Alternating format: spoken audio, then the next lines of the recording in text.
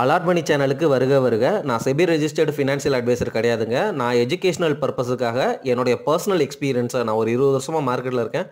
அதை தான் உங்கள்கிட்ட ஷேர் பண்ணுறேன். நீங்கள் எந்த முடிவு எடுக்கிறதா இருந்தாலும் உங்கள் நிதி ஆலோசகரை அணுகி அதுக்கப்புறம் பணத்தை போடுறதை பற்றி முடிவு பண்ணுங்கள். நன்றி. அலார்ட் சேனலுக்கு வருக வருக. இந்த சேனலுக்கு இன்னும் நீங்கள் சப்ஸ்கிரைப் பண்ணலைன்னா தயவு செஞ்சு சப்ஸ்கிரைப் பண்ணிக்கோங்க. பெல் பட்டனையும் கிளிக் பண்ணிக்கோங்க.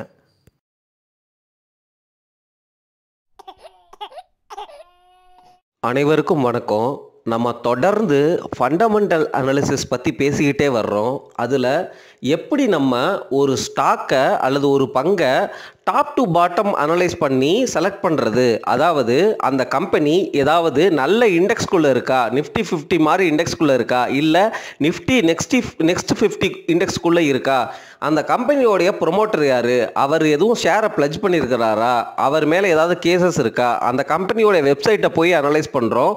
அது மட்டும் இல்லாமல் அந்த கம்பெனியோடைய ஷேரை மியூச்சுவல் ஃபண்ட்ஸ் வச்சுருக்கிறாங்களா, அது எந்த செக்டரில் இருக்குது, எப்படி பிஸ்னஸ் பண்ணுறாங்க, எவ்வளோ வருஷமாக இருக்கிறாங்க, அவ்வளோ வருஷத்துலேயும் அவங்களுடைய growth எப்படி இருக்குது, இந்த மாதிரி நம்ம அதாவது டாப் டு பாட்டம், அதாவது என்னென்னா கார்ப்பரேட் கவர்னன்ஸு, அந்த கம்பெனிக்கு ஏதாவது டாக்ஸேஷன் ஜாஸ்தியாக இருக்கா, சைக்கிளிக்கல் ஸ்டாக்கா, இந்த மாதிரிலாம் தொடர்ந்து நம்ம இந்த பெரிய லெவலில், அதாவது என்னென்னா அந்த டாப் மோஸ்ட் லெவலில் இருக்கிற டீட்டெயில்ஸை அனலைஸ் பண்ணுறோம். அதுக்கப்புறம் அதோடைய ஃபண்டமெண்டல் அனாலிசிஸ் அப்படின்னு சொல்லிட்டு நம்ம அந்த கம்பெனி நெட் சேல்ஸ் எவ்வளோ பண்ணுது, எபிட்டா எவ்வளோ பண்ணுது, எபிட்டாலேருந்து கேஷ் ஃப்ளோவாக எவ்வளோ மாற்றுறாங்க, அந்த கேஷ் ஃப்ளோவிலேருந்து மார்க்கெட் கேப் ரேஷியோவை கம்பேர் பண்ணும்பொழுது எத்தனை பர்சன்டேஜ் அவங்களுக்கு கேஷ் ஃப்ளோ இருக்குது. ஃபார் எக்ஸாம்பிள் டாக்டர் ரெட்டிக்கெலாம் 5% மேலே வந்துச்சு. ஒவ்வொரு செக்டருக்கும் எப்படி இருக்குது, அந்த செக்டரில் உள்ள இன்னொரு ஸ்டாக்கோட கம்பேர் பண்ணும்பொழுது கேஷ் ஃப்ளோ ரேஷியோ எப்படி இருக்குது, இப்போ கரண்ட் P/E ரேஷியோ எப்படி இருக்குது, டெப்ட் எதனா இருக்கா, இந்த மாதிரி தொடர்ந்து நம்ம ஃபண்டமெண்டல் அனாலிசிஸை பற்றி பேசிக்கிட்டே வர்றோம். ஏன் இதை குயிக்காக ரீகேப் கொடுக்குறோன்னா, புதுசாக வர்றவங்க அவங்களுக்கு தெரிய மாட்டேங்குது. அவங்க தயவு செஞ்சு பழைய வீடியோக்கள்லாம் போய் பாருங்கள். அப்போ தான் நம்ம பேச போகிற விஷயங்கள் எல்லாம் நல்லாவே புரியும். ஏன்னா நான் ஸ்டெப் பை ஸ்டெப்பாக இன்க்ரிமெண்டலாக நியூ கான்செப்டை ஆட் பண்ணிகிட்டே போகிறேங்க. சரி, ஃபண்டமெண்டல் அனாலிசிஸ்லுமே இந்த கான்செப்டுக்கு அப்புறம் நான் ROE ROCE, அதாவது return on equity, return on capital எம்ப்ளாய்டை பற்றியும் பேசி அதையும் கம்பேர் பண்ணி நம்ம பார்த்துருக்குறோம். அதுக்கப்புறம் நம்ம மற்ற அதர் பேராமீட்டர்ஸையும் பார்த்துருக்குறோம், அதர் ரேஷியோஸையும் பார்த்துருக்குறோம், எல்லாமே பேசியிருக்கோம். சரி, இந்த வீடியோ பதிவில் நான் உங்ககிட்ட ஒரு முக்கியமான இண்டிகேட்டர் ஷேர் பண்ண போகிறேன். ஆனால் அதுக்கு முன்னாடி நம்ம பேசிக்காக புரிஞ்சுக்கணும், என்ன பண்ண ட்ரை பண்ணுறோம் அப்படிங்கிறத பேசிக்காக புரிஞ்சுக்கணும்ல. தயவு செஞ்சு நான் திருப்பி சொல்லிகிட்டே வர்றேன்.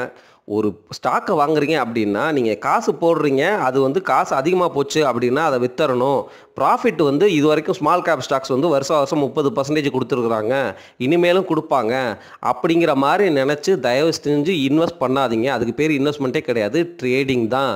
நீங்கள் இந்த மாதிரி முதலீட்டு முடிவுகளை எடுத்து ஏதோ ஒரு ஸ்டாக்கில் சும்மா ப்ரைஸ் கம்பேரிசன் வழியாக போயிட்டு ஒன்றும் தெரியாமல் போய் இன்வெஸ்ட் பண்ணீங்க அப்படின்னா அந்த ஸ்டாக்கு நல்ல ஸ்டாக்காகவே இருந்தாலும் அது கிராஷ் ஆகி அதோடைய பிஸ்னஸ் சைக்கிள் மாறும் பொழுது தான் நமக்கு லாங் ரன்னில் தான் ப்ராஃபிட் உங்களுக்கு கிடைக்கும். நீங்கள் ரிச்சாக ஃபீல் பண்ணுவீங்க.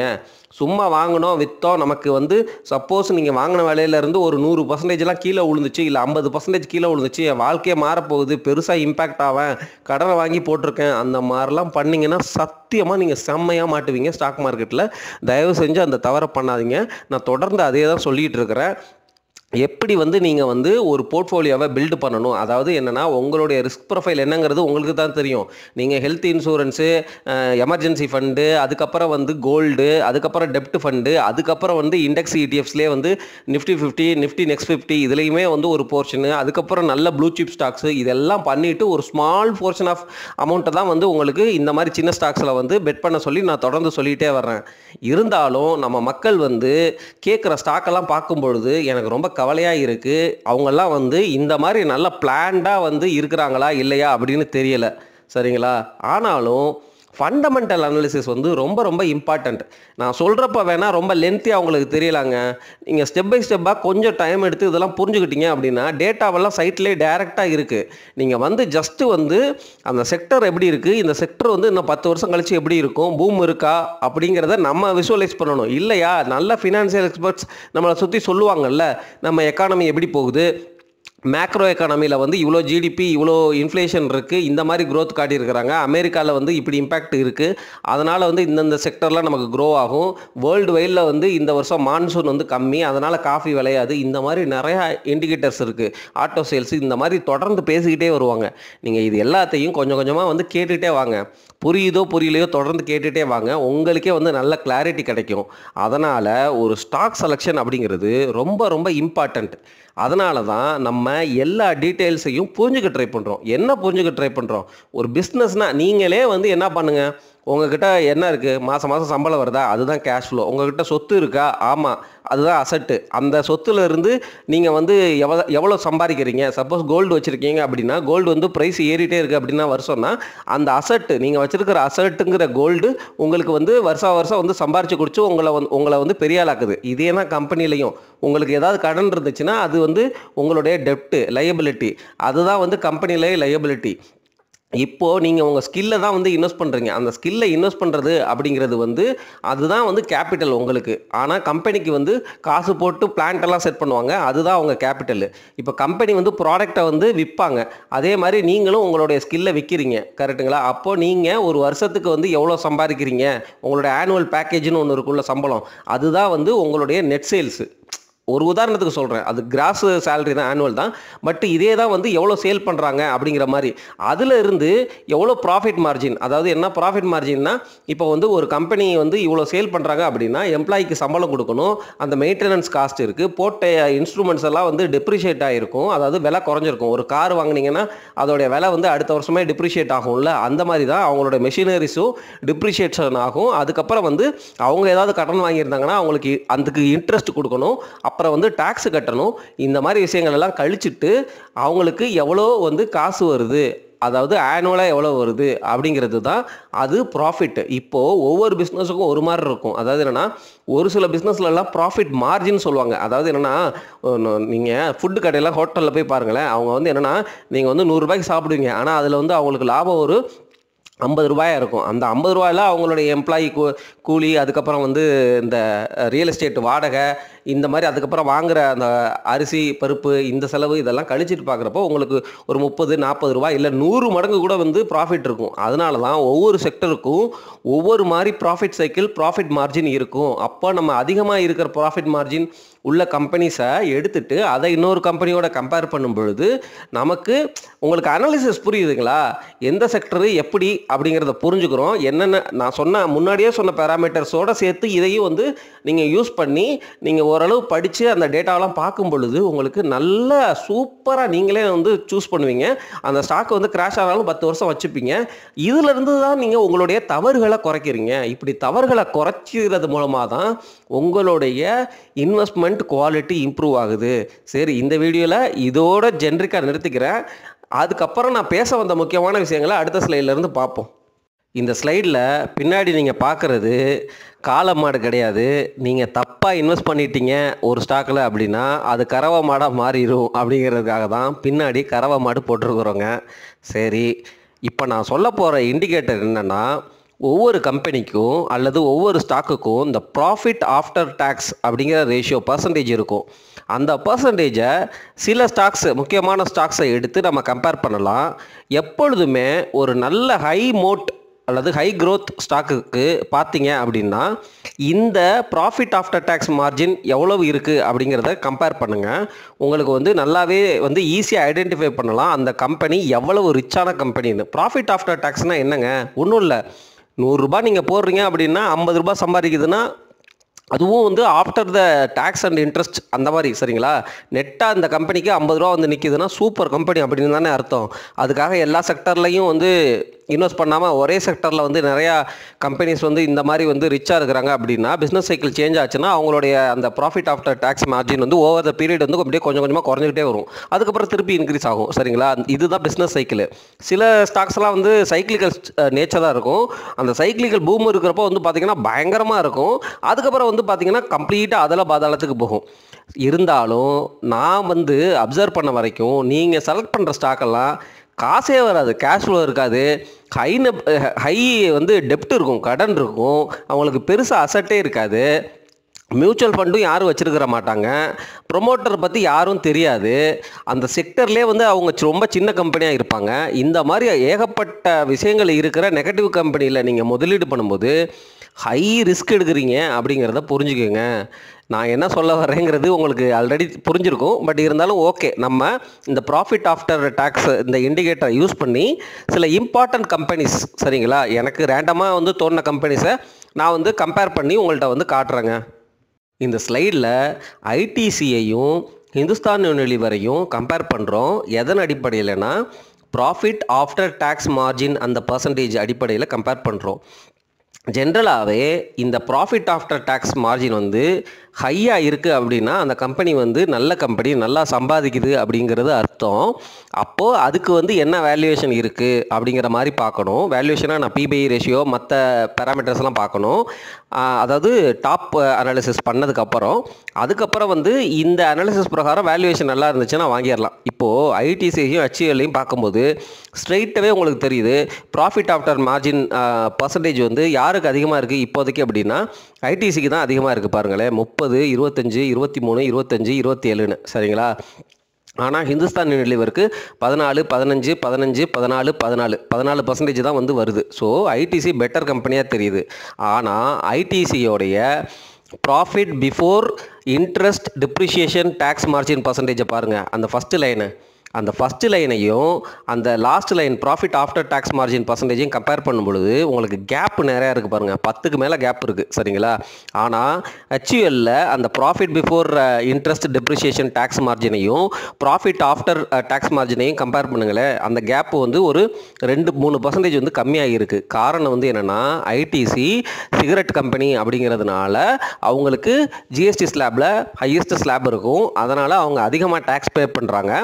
பே பண்ணியுமே அவங்களுடைய ப்ராஃபிட் ஆஃப்டர் டேக்ஸ் மார்ஜின் வந்து ஜாஸ்தியாக இருக்குது அப்படிங்கிறது தான் இந்த 5 வருஷம் டீட்டெயில் நமக்கு சொல்லுது.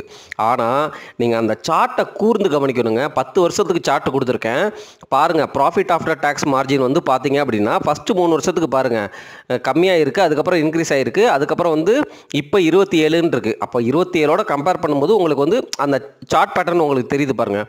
அதே மாதிரி தான் ஹெச்யூஎல். ஸோ இந்த ஸ்லைடில் இருந்து கிளியராகவே தெரியுது கடந்த 10 வருஷமாக ஐடிசியோடைய ப்ராஃபிட் ஆஃப்டர் டேக்ஸ் மார்ஜின் வந்து ரொம்ப ரொம்ப நல்லா இருக்குது. ஆனால் பிபை ரேஷியோ பிரகாரம் பார்க்கும் பொழுது ஐடிசியோடைய வேல்யூவேஷன் வெறும் 29 பி தான் இருக்குது.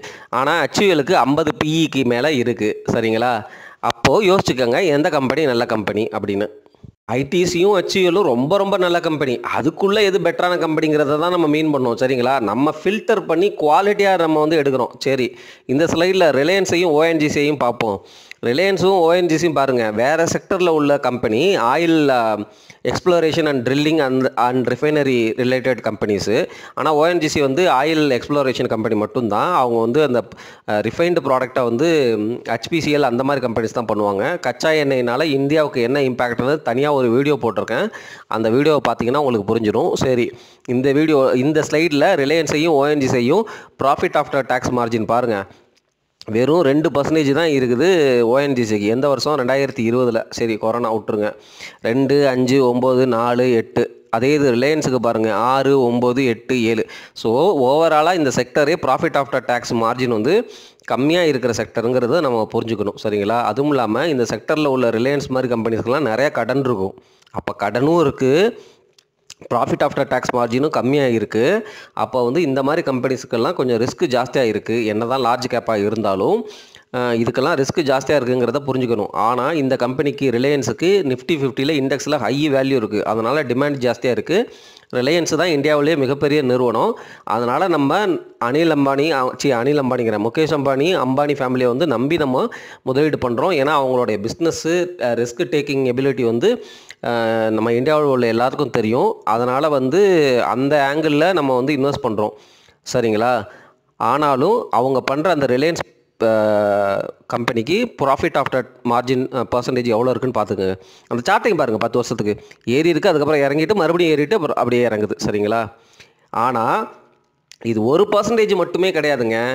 அதாவது அந்த மற்ற பேராமீட்டரையும் நீங்கள் வந்து வயர் பண்ணி பார்க்கும் பொழுது தான் உங்களுக்கு வந்து கிளாரிட்டி கிடைக்கும்.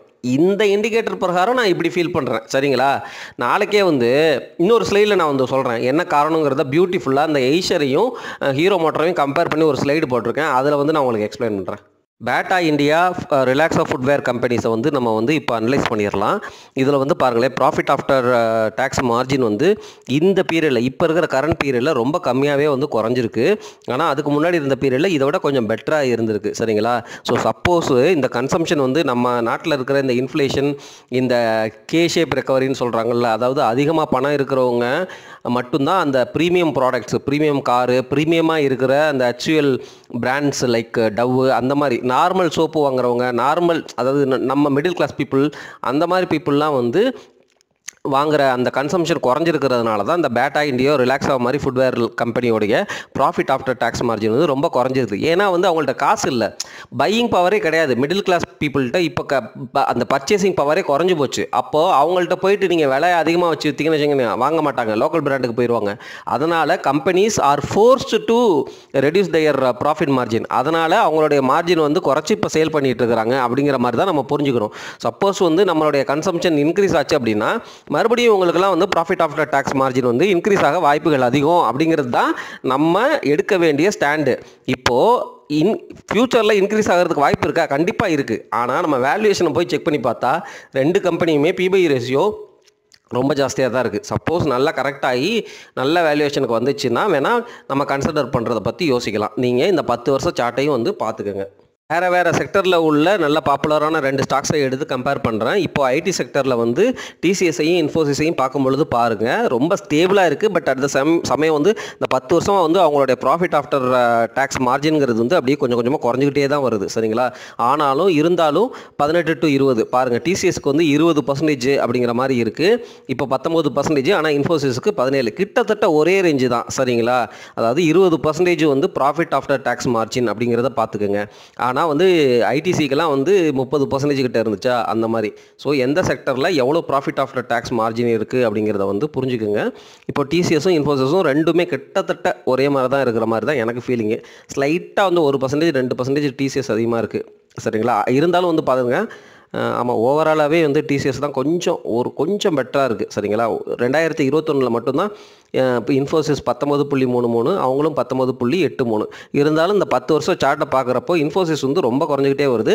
டிசிஎஸ் வந்து ஓரளவு மெயின்டைன் பண்ணிகிட்டே வர்றாங்க. பாருங்கள், 10 வருஷம் அந்த பார் இருக்குல்ல, அதை பாருங்கள், சரிங்களா?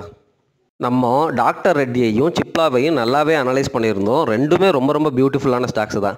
பட் ஆனால் இந்த இண்டிகேட்டரில் வந்து உங்களுக்கு வந்து சூப்பராக சொல்லிடுது பாருங்கள். Profit after tax margin for சிப்லாவை பாருங்கள், வெறும் 5, 8, 8, 9, 11. அதுக்கு முன்னாடி வந்து பாருங்கள் சார்ட்டு இதே ரேஞ்சில் தான் இருந்திருப்பாங்கன்னு நினைக்கிறேன். ஏன்னா இந்த சார்ட்டில் வந்து 11 தான் இப்போ இருக்கிற கரண்ட் வேல்யூ.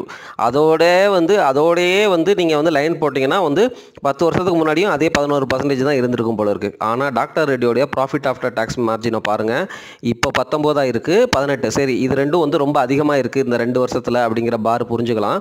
ஆனால் அதுக்கு முன்னாடியும் பாருங்கள் 10, 10, 11, சரிங்களா? ஸோ டாக்டர் ரெட்டியோடைய ப்ராஃபிட் ஆஃப்டர் டேக்ஸ் மார்ஜின் வந்து நல்லாவே வந்து பெட்டராக இருக்கிற மாதிரி ஃபீலிங்ஸ் நமக்கு கொடுக்குது. அப்போது இந்த 2 ஃபார்மா கம்பெனியும் எந்த மாதிரி ஜென்ரிக்ஸ், அதாவது என்ன மாதிரி ஃபீல்டில் வந்து இருக்கிறாங்க அப்படிங்கிறத புரிஞ்சுக்கணும். ஃபார்மாசூட்டிக்குள்ளேயே நிறையா ஃபீல்ட்ஸ் இருக்கும். ஏபிஐ இருக்கும், இல்லை ஜென்ரிக் ஃபார்மாசூட்டிக்கல் மெடிசனாக இருக்கும், இல்லை கேன்சரு. சில கம்பெனிக்கு வந்து சில ஃபார்மா ப்ராடக்ட்ஸ் ரொம்ப பாப்புலராக இருக்கும். ஸோ அதில் வந்து அந்த மார்ஜின்ங்கிறது வந்து கம்மியாக இருக்கும், கூட இருக்கும். அதனால் இவங்களுக்கு வந்து இந்த மாதிரி வரும், சரிங்களா? அப்போது நம்ம அந்த 2 கம்பெனியும் உள்ளே போய் அனலைஸ் பண்ணணும். இல்லை இப்போ இந்த 2 கம்பெனியில் வந்து எது பெட்டரான அனாலிசிஸ் அப்படின்னு பார்க்கணும். அகெயின் டாக்டர் ரெட்டிலாம் இப்போ தான் profit after tax margin increase ஆகிருக்கு. அதனால் அதோடைய ப்ரைஸும் வந்து ஏறி இருக்குது, அதோடைய இபிஎஸும் ஏறி இருக்குது. ஆனால் இப்போ இருக்கிற இபிஎஸ் தான் வந்து பீக்கஸ்ட் இபிஎஸ். அதாவது பீக்கஸ்ட்னா புரியுதுங்களா? இது வரைக்கும் கம்பெனி வந்து கொடுத்த ஆனுவல் ஏர்னிங்ஸ் பர் ஷேர்லேயே வந்து இந்த வருஷம் தான் வந்து இருக்கிறதுல அதிகமானது. இந்த அதிகமான இபிஎஸ் இருக்கிற டைமில் அதிகமான பிஇ ரேஷியோ கொண்டு போயிடுவாங்க. சப்போஸ் 50 பிஇ 100 பிஇலாம் கொண்டு போயிடுவாங்க சில ஸ்டாக்ஸை. ஆனால் டாக்டர் ரெட்டி அப்படி கொண்டு போகல, இன்னும் 18 தான் இருக்குது, சரிங்களா? அதனால தான் நம்ம கன்சிடர் பண்ண சொல்லி நம்ம உறவினர்கள்லாம் சொன்னோம், சரிங்களா? அது இப்படி சொல்லக்கூடாது, நான் செபி ரெஜிஸ்டர்ட் அட்வைசர் கிடையாது. அவர் பர்சனலாக கேட்டார், நான் சொன்னேங்கிறத வந்து நான் உங்கள்கிட்ட சொல்லிக்கிறேன், அவ்வளோதான்.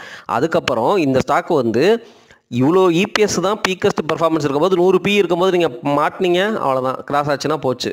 ரொம்ப ரேராக தான் அந்த கம்பெனிஸ் இன்னும் கொஞ்சம் பெட்டர் கம்பெனிஸாக ஆகும். நீங்கள் கன்விக்ஷனை பில்டு பண்ணி டாக்டர் ரெட்டியில் அக்குமுலேட் பண்ணி உட்காந்துருக்கீங்க, அதுக்கப்புறம் 100 பி கொடுத்து அதுக்கப்புறம் மேலே போயிட்டு கிராஷ் ஆகி உடஞ்சிச்சினாலும் ஒரு 25-30% உடஞ்சாலும் உங்களுக்கு நீங்கள் ப்ராஃபிட்டில் தான் இருப்பீங்க. அப்படி பில்டு பண்ணுறவங்க தான் ரியல் இன்வெஸ்டர்ஸ். நீங்கள் ஏற்கனவே வந்து நல்ல பீக் வேல்யூவேஷனில் போயிட்டு இருக்கிற ஸ்மால் கேப் கம்பெனியை அதோடைய பியும் வந்து அதிகமாக இருக்கிற சமயத்தில் வாங்கினீங்கன்னு வச்சுக்கோங்க, அவ்வளோதான், முடிஞ்சிச்சு சொல்லி. பட் ஆனால் இது ரெண்டுமே நல்ல கம்பெனி, டாக்டர் ரெட்டியும் சிப்லாவும். பட் பாருங்கள், ப்ராஃபிட் ஆஃப்டர் டாக்ஸ் மார்ஜின் வந்து டாக்டர் ரெட்டிக்கு நல்லா இருக்குது அப்படிங்கிறத இந்த இண்டிகேட்டர் நமக்கு காட்டி கொடுத்துருச்சு. இப்போது ஹீரோவையும் ஐஷர் மோட்டார்ஸையும் கம்பேர் பண்ணுறோம். ஐஷரும் வந்து 2 வீலர் பண்ணுறாங்க, ஹீரோவும் 2 வீலர் பண்ணுறாங்க. ஆனால் வந்து பாருங்கள், ப்ராஃபிட் ஆஃப்டர் டாக்ஸ் மார்ஜின் வந்து ஐஷருக்கு எவ்வளோ சூப்பராக இருக்குது, ஹீரோவுக்கு ரொம்ப கம்மியாக இருக்குது அப்படின்னு தான் நம்ம வந்து யோசிப்போம். ஆனால் இதில் ஒரு உள்குத்து இருக்குது. ரீசன் வந்து என்னென்னா, ஐஷர் மோட்டார் வந்து ப்ராஃபிட், அதாவது ஒரு பைக்கை சேல் பண்ணுறாங்கன்னா அதுக்கு வந்து அவங்களுக்கு சேல் பண்ணாங்கன்னா மார்ஜின் ஜாஸ்தியாக கிடைக்கிது, அதாவது மார்ஜின் என்ன, லாபம் அதிகமாக கிடைக்கிது. ஆனால் வால்யூம்னு சொல்லுவாங்கல்ல, எவ்வளவு ஸ்கூட்டர், அதாவது எவ்வளவு பைக்கை வந்து அவங்களால சேல் பண்ணுறாங்க அப்படிங்கிறதுல தான் மேட்ரு. இப்போ ஹீரோ வந்து 1,00,000 பைக்ஸை சேல் பண்ணாங்க அப்படின்னா அவங்களுக்கு 12% தான், இல்லது 9% தான் வந்து ப்ராஃபிட் ஆஃப்டர் டாக்ஸ் மார்ஜின்னா, 100 தான் வந்து ஐஷர் சேல் பண்ணுவாங்க. சரிங்களா, 100 வெர்சஸ் 10,000 அப்படிங்கிற மாதிரி கம்பேர் பண்ணுங்கள். 10,000க்கு 9%, அதே போல் 100க்கு வந்து 23%. சரிங்களா, இப்போது நம்ம பியூட்டிஃபுல்லாக யோசிக்கிறோம் அப்படின்னா ரெண்டுமே ஆட்டோமொபைல் செக்டருக்குள்ளே உள்ள வேறு வேறு செக்மெண்ட்டில் உள்ள கம்பெனிஸ். ஒன்று வந்து ஸ்ப்ளெண்டர் ப்ளஸ் மாதிரி வந்து நம்ம மிடில் கிளாஸ் பட்ஜெட்டட் பீப்புளுக்கு தயாரிக்கிற பைக்ஸு, இன்னொன்று வந்து நல்லா காஸ்ட்லியான பைக்கு ரிச்சாக வந்து ராயல் என்ஃபீல்டு மாதிரி தயாரிக்கிற கம்பெனி. ரெண்டுலேயும் வந்து நம்ம போர்ஷன் எடுத்துக்கலாம், அதோடைய பிபிஐ ரேஷியோ வேல்யூவேஷன் கம்மியாக இருந்துச்சுன்னா. புரியுதுங்களா? இப்போ இந்த இண்டிகேட்டர் பிரகாரம் ஐஷர் தான் சூப்பரான கம்பெனி. ஏன்னா ப்ராஃபிட் ஆஃப்டர் டாக்ஸ் மார்ஜின் வந்து சூப்பராக இருக்குது, 23 இருக்குது. ஆனால் வந்து ஹீரோவுக்கு வெறும் 9 தான் இருக்குது. ஆனாலும் வால்யூம் வந்து ஹீரோவுக்கு ஜாஸ்தியாக இருக்குது, ஐஷருக்கு கம்மியாக இருக்குது. அப்படிங்கிற ஆங்கிள்லையும் நம்ம யோசிக்கும் பொழுது தான் நம்மளுடைய ஃபண்டமெண்டல் அனாலிசிஸ் முழுமை பெறும் நண்பர்களே. அதை புரிஞ்சுக்கோங்க. நன்றி. ரொம்ப லென்த்தியான வீடியோ தான், பட் ஆனாலும் நீங்கள் வந்து பொறுமையாக உங்களுக்கு வீக்கெண்டில் எப்போயாவது டைம் இருக்கிறப்போ கொஞ்சம் கொஞ்சமாக கேளுங்க. சரிங்களா? நன்றி.